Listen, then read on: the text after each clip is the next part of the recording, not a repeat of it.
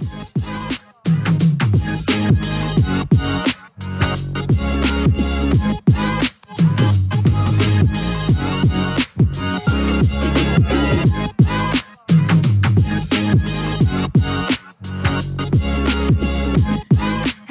everyone, and welcome to our first Lunch Talk series. And we have the honor of having the Reverend Dr. Natasha Gatson with us today. And our Lunch Talk series is brought to you by Converge Online. This is an online community that focuses on growing in faith, building community, and joining together in service. So thank you for joining with us for our first talk. Yay, thank you for having me. Yes. I'm very excited. I'm excited too. I have my lunch right here. I don't know if you can see it. Oh, that looks good. Yes. See? A salad from Adriatic Grills, one of our local restaurants here, and they hooked me up. So I'm super excited. Oh, that's awesome. I won't tell you where my lunch is. My lunch is still waiting to be prepared because Tuesdays are my meal prep days.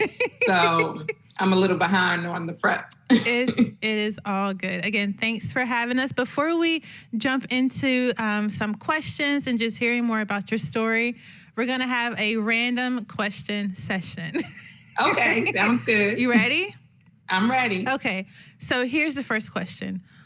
What right now is the most useless thing in your home that you have? Oh, Lord, the most useless thing in my home, my office. My office, because since the pandemic, I had literally right now I am doing this from my living room. I have a whole office and I go in there. I go in there it's the dumping ground. I go in there once a week. Oh, wow. Yes. Okay, so maybe do better. And yes, I think I need to work on that.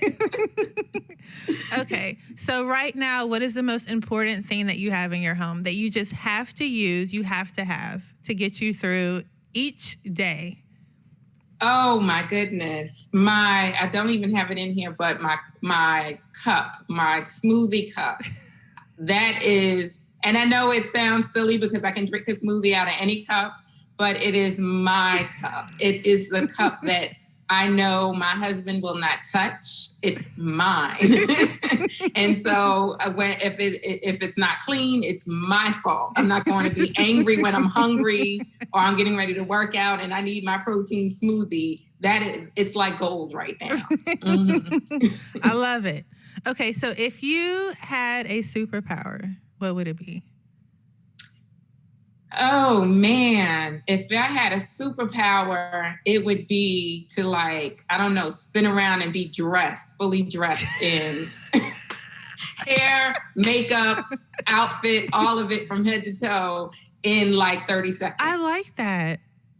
That's very necessary. Just getting dressed, just doing everything. It's just a deal. So I like that superpower. Yeah. I need that in my life. I think mine would be just getting me from point A to B without me having to drive. I do not like driving. Oh, yes. Absolutely. Oh my gosh. So yes, so that's second. Yes. Okay. What is one TV show that you're embarrassed to say that you watch?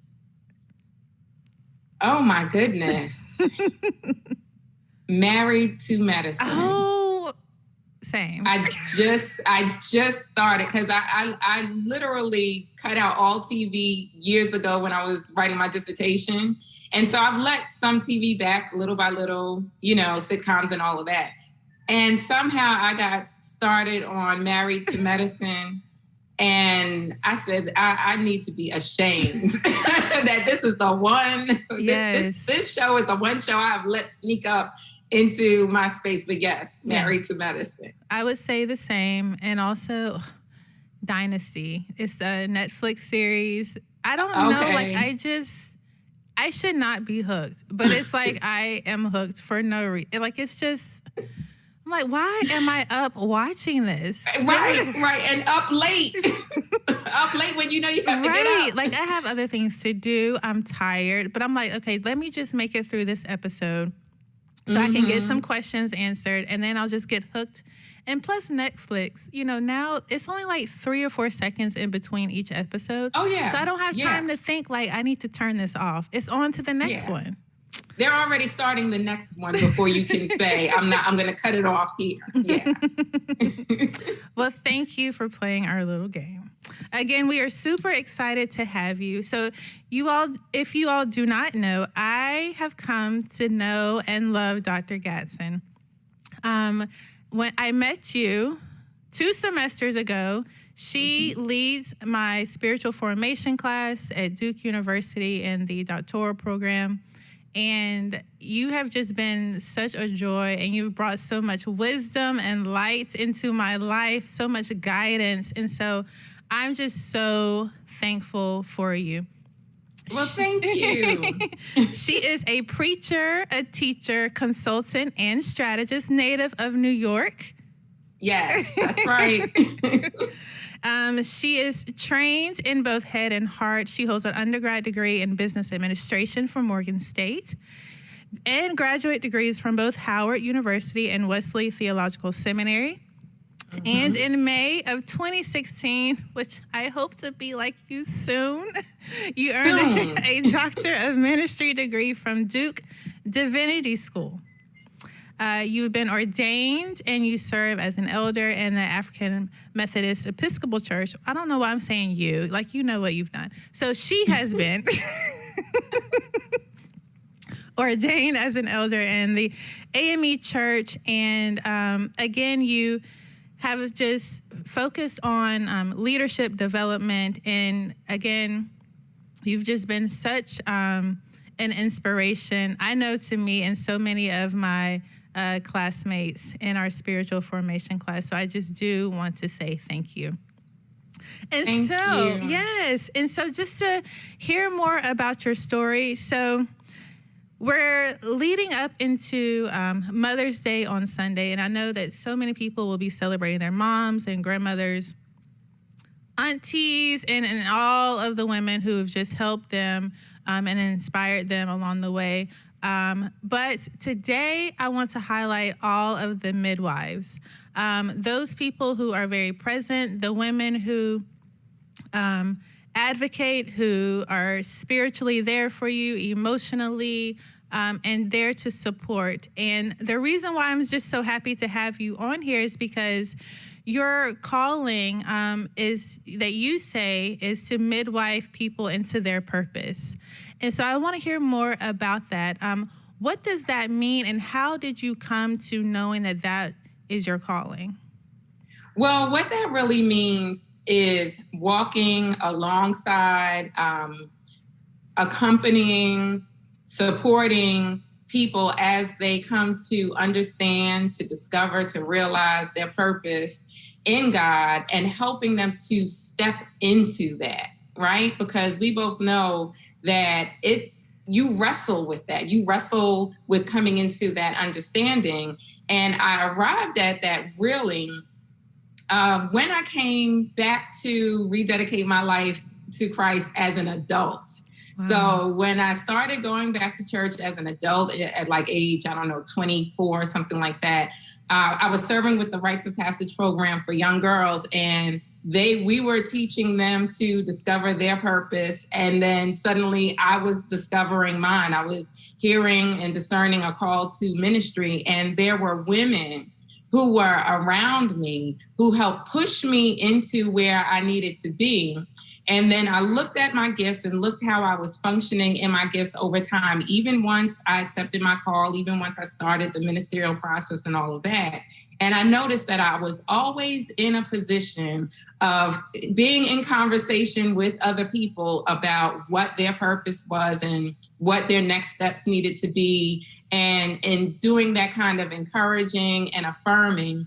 And no matter what my title has been over the last, I think it's 18 years now that I've been in ministry, no matter what the title has been, no matter what the function, the official function and job description has been, I have always functioned in that kind of way. Mm-hmm. And so I would say within the last 5 to 7 years, I really started putting language around that, really birthed out of that Luke 1, those infant narratives you're familiar with, when Mary and Elizabeth encounter each other and John leaps in her womb and she starts to affirm Mary for who she is as the mother of our Savior, right? And so that in and of itself is a form of midwifing, because she spoke to a very unsure Mary who is just discovering that she had this gift and this purpose, and she spoke over her and she spoke into her. And I noticed that that is how God was calling me to function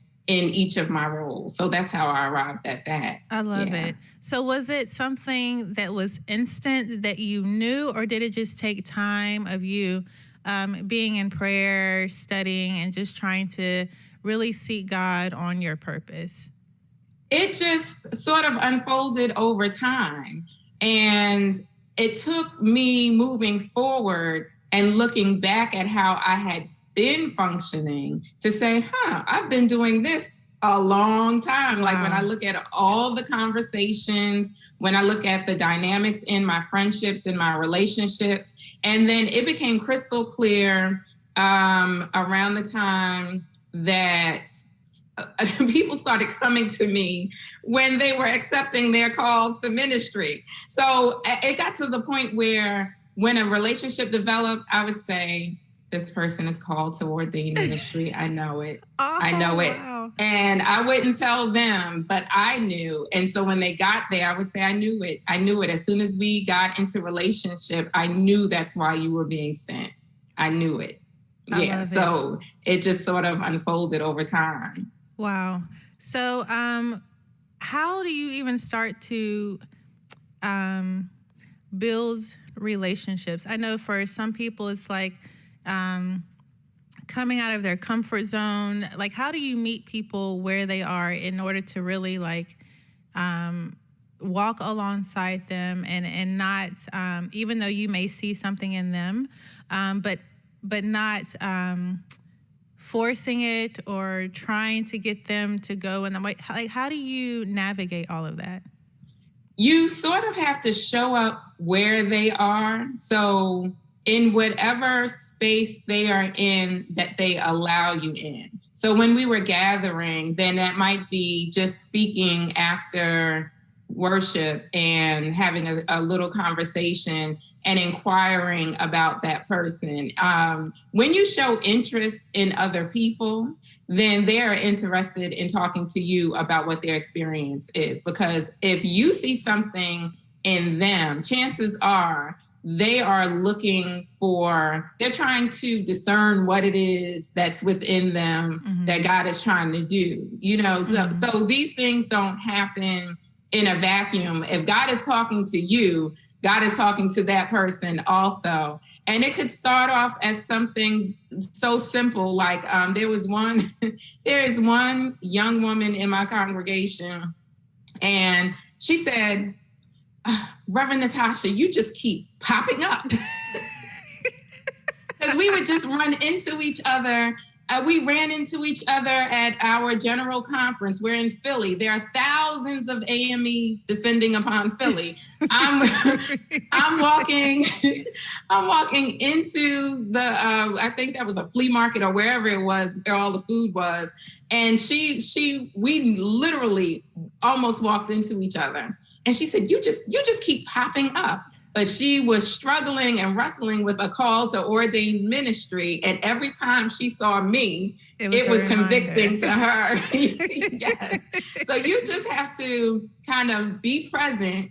And because people know when you are generous with your spirit, people know when you are open and when you are willing to talk and engage them in conversation and inquire about their lives. If you remain open and curious about people in that way, God creates situations and the setting and the right circumstances for you to have those conversations and for those conversations to develop. Wow.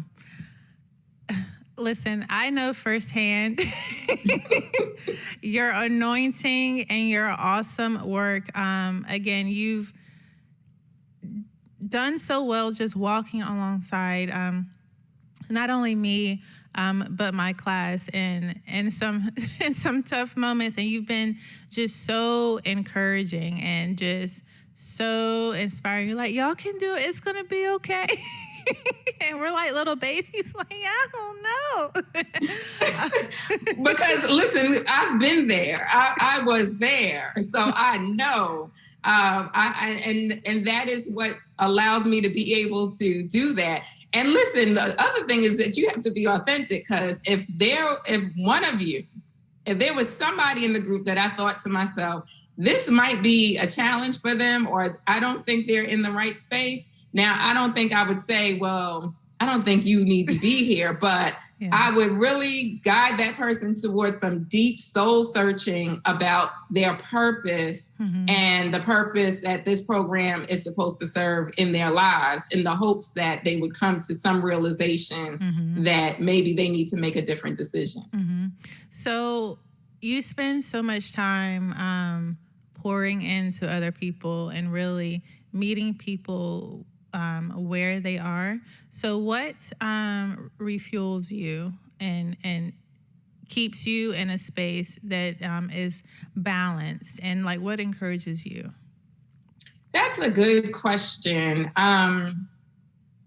Being in relationship, and I don't even want to say like my social circle, but more having these various individual relationships where I can wrestle with ideas and wrestle with my thoughts and even my doubts and where I am.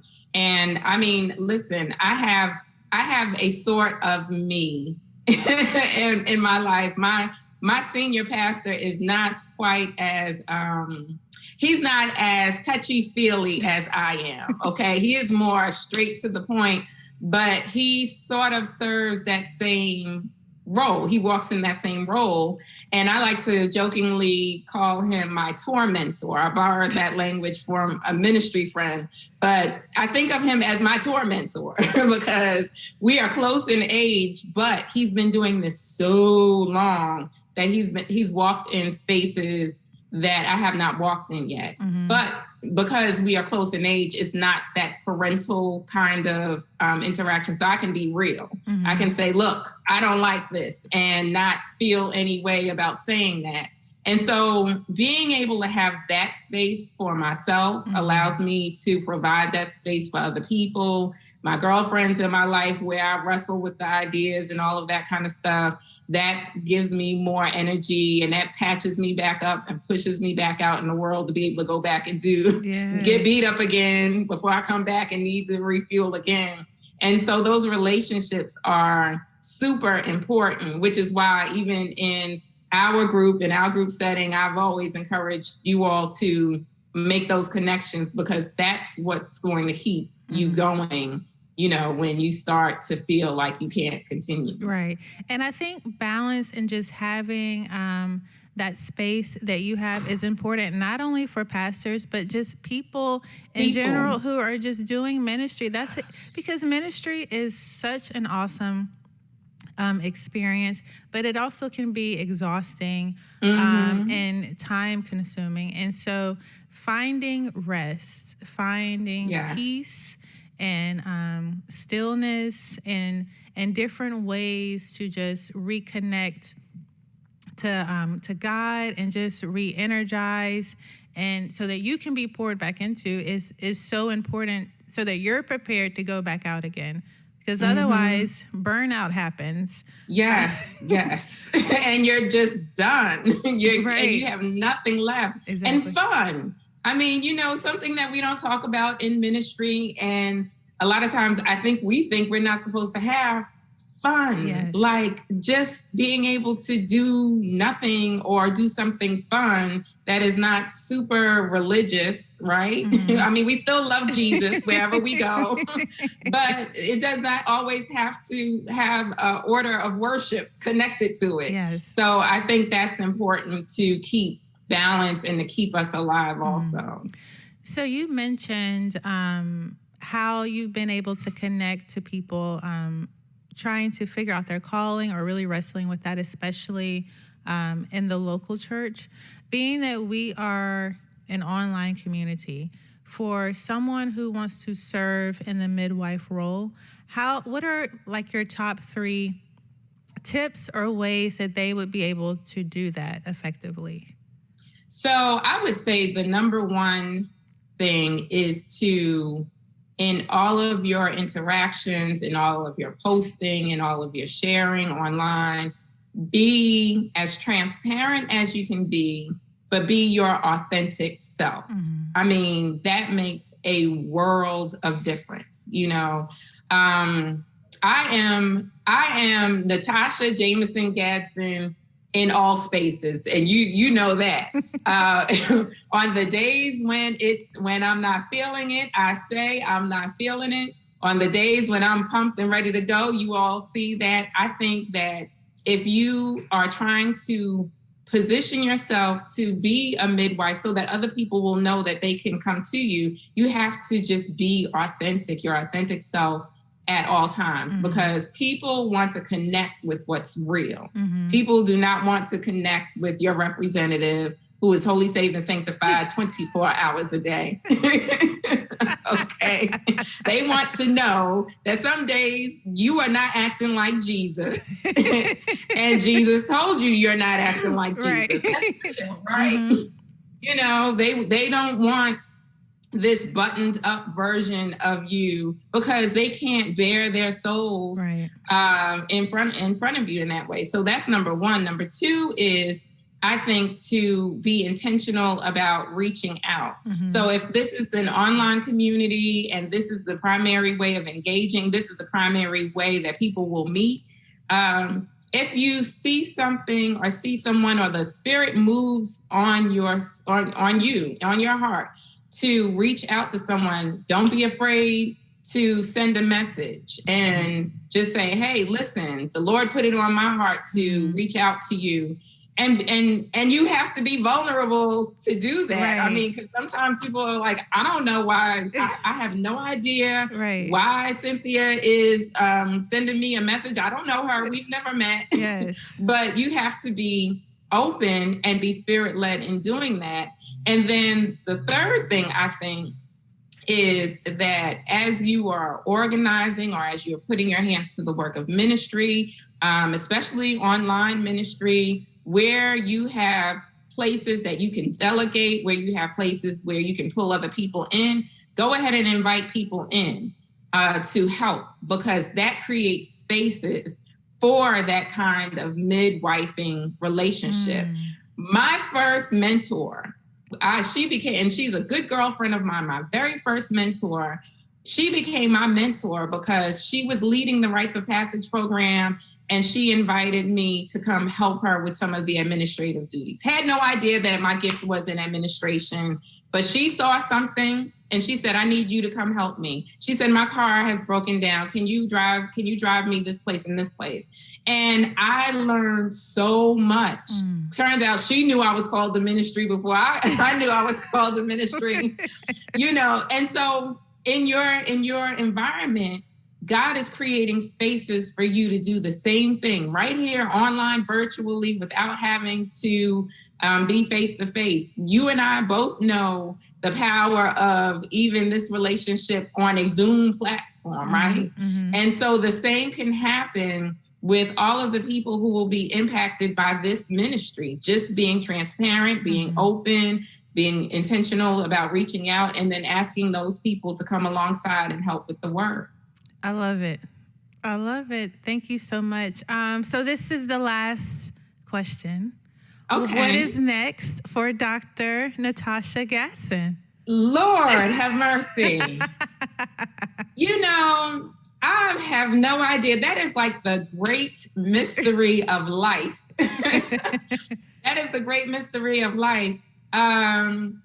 I don't know. But what I do know is that I continually strive to just be prepared for whatever is next. Because when I think about it, when I graduated, in 2016, my now senior pastor and I were ministry friends. So he would check in with me every so often. I would call him up, that kind of thing.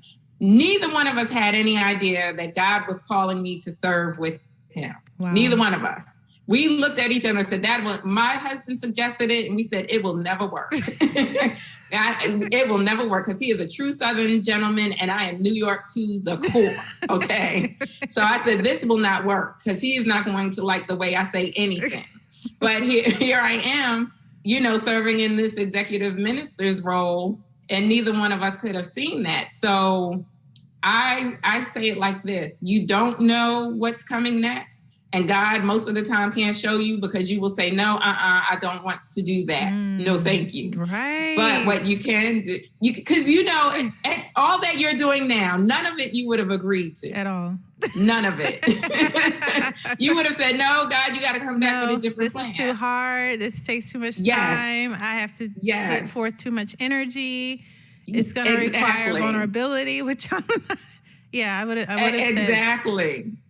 No to all of it, right? I tried to tell God no a couple of times and it didn't work out for me. Exactly. And so that's why he doesn't tell us until we're right at the door. At the door, God says, okay, you're doing this. And so the best thing that we can do is to be prepared. And so I just try to make sure I continually prepare myself every day and I fall short every single day. So let me say this. Hello, people. I fall short. I'm Dr. Fall Short every day, but I try it again the next day. Okay. That's all you can do is just be prepared and be hopeful and know that God has a better plan for you than you could ever plan for yourself. Well, thank you so much for taking time out to just share your story and the awesome work that you are doing. And I pray that God continue to do awesome work through you, and that we continue to be blessed, not only me and my group, but other people by your ministry and by your calling. I'm truly thankful for you and all that God is doing in your life. So, Thank you so much. Let's give a round of applause for Dr. Gatson. Thank you for joining us. Thank you for joining us, everyone, for our first Lunch Talk series. Join us next week where we will be live at La Casuela, and we will talk with the owner, Carlos, Mr. Carlos. And we will be at his restaurant eating some good food, and so we are excited to hear about his story. Same time, same place, Wednesday at 11.